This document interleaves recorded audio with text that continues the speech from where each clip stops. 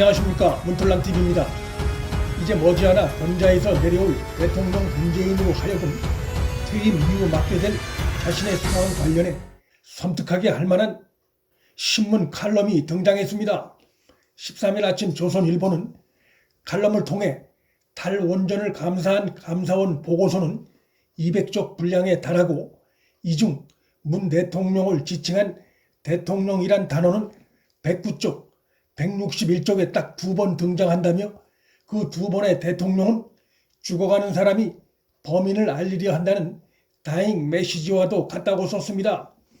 전 세계적으로 그 이름이 널리 알려져 있는 미국인 소설가 댄 브라운의 최고 히트 작품인 다빈치 코드는 루브르 박물관 내에서 괴한에게 살해돼 죽어가는 한 수석 큐레이터가 범인의 정체를 알리기 위해 남긴 다잉 메시지를 해독하는 것으로 작품을 시작합니다.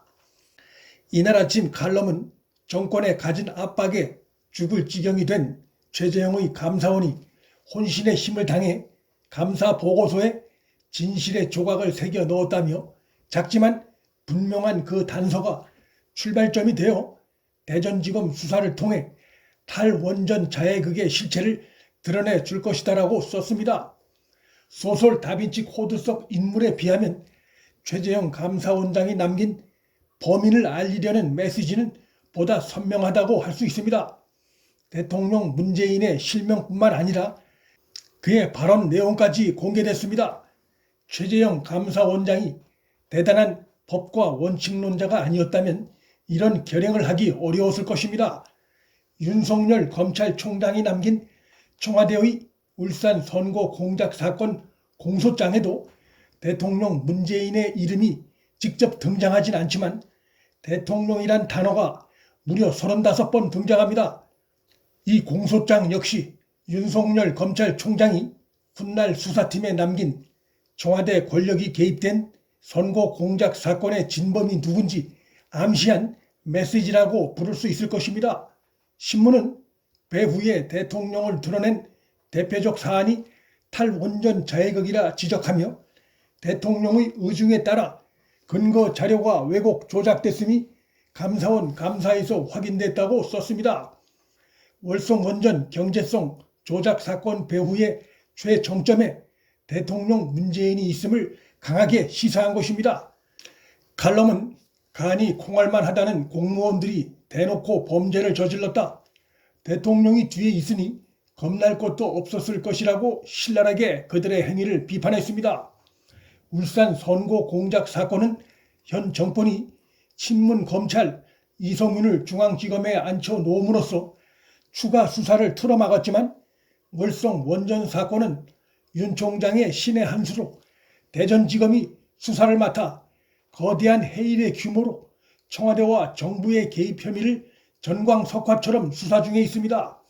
현 정권이 정권의 부패 비리 수사를 막는 것도 검찰개혁이라고 주장하고 있으니 대전지검에 청와대 연루 수사를 막지 못하고 있으니 그들의 말을 빌리면 검찰개혁에 실패하고 있는 것이나 다름없습니다.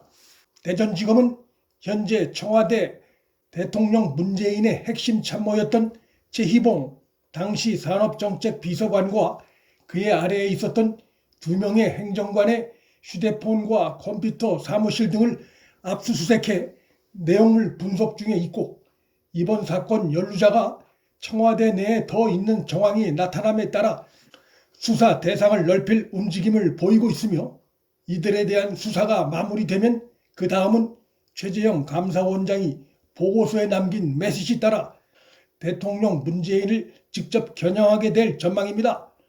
핵심 진범의 숨은 단서를 찾기 위해 그의 주변 인물들의 혐의점을 압박해 들어가는 수사 방식을 닮았다고도 할 수 있습니다. 신문 칼럼은 이것은 원전 감사 보고서는 시작에 불과하다. 임기 말이 다가올수록 국정 폭주의 진짜 배후를 알리는 진실의 다잉 메시지는 온갖 곳에서 터져나올 것이라고 썼습니다. 청와대 울산시장 선거 개입 의혹 사건을 맡았던 지금은 해체된 수사팀이 이진석 청와대 국정상황실장의 선거 개입 혐의가 인정된다는 취지의 보고서를 남긴 것이 최근 알려졌는데, 이 역시 당시 사건 수사팀이 남긴 일종의 다잉 메시지로 볼 수 있습니다. 친문 라인인 이성인 서울중앙지검장과 새로운 수사팀은 이런 내용을 인계받고도 3개월이 넘도록 기소 결정을 미루고 있는 것도 드러났습니다. 이들이 계속 기소 결정을 뭉개면 훗날 직권남용과 직무유기 등으로 처벌 대상이 될 수 있습니다. 코너에 몰린 권력의 저항도 만만치 않습니다. 울산 선고 공작 사건 재판은 10개월이 넘게 공전되고 있고, 월성원전 사건 수사를 맡은 대전지검의 청와대로 향하는 수사는 수사팀을 윤 총장과 엮고 흠집내려는 정권의 시도가 계속되고 있고, 진행 중인 정권 비리 수사 상황을 윤 총장에 대한 비난 여론으로 전환시키려는 듯 한동훈 검사장 휴대폰 겨냥한 비밀번호 강제 해제법이라는 반헌법적인 발상까지 시도하고 있습니다. 신문 칼럼은 여권이 검찰총장 가족 사건을 끄집어내고 특활비 운운하면서 치졸함을 보이고 있는 것은 그 위험이 대통령까지 번지는 것을 막아야 하기 때문일 것이라고 했습니다. 친문 검찰이 윤 총장 가족을 겨냥한 압수수색 영장이 통째로 기각당해 망신을 자초하고 있는 것도 바로 그런 이유가 배경에 있다 할 것입니다. 저항이 심하다는 것은 그만큼 정권이 숨긴 것이 많다는 얘기가 될 수 있습니다. 어둠이 짙을수록 새벽이 가깝다는 것은 정치 현상에도 그대로 통용되는 교훈입니다. 문틀란TV 여기서 마칩니다. 구독과 좋아요, 방송 공유는 방송 제작에 큰 힘이 됩니다. 시청해 주셔서 감사합니다.